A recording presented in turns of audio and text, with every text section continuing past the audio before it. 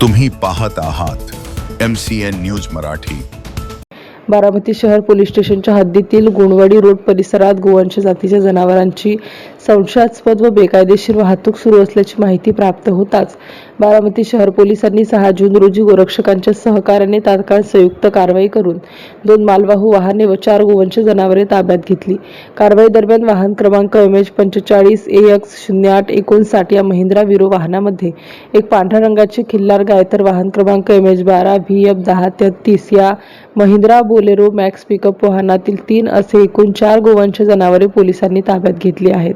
या प्रकरणी बारामती शहर पोलीस स्टेशन येथे गुन्हा रजिस्टर नंबर 225/2026 अन्वये महाराष्ट्र प्राणी संरक्षण अधिनियम 1976 चे कलम 5A 5B 9 तसेच prevention of cruelty to animals act 1960 चे कलम 11(1)D 11(1)E 11(1)F व 11(1)H प्रमाणे गुन्हा दाखल करण्यात आला असून पुढील तपास सुरू आहे।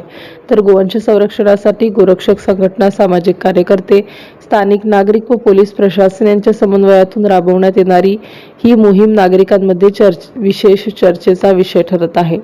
MCN न्यूज मराठी करिता कृष्णमूर्ती जगताप, बारामती।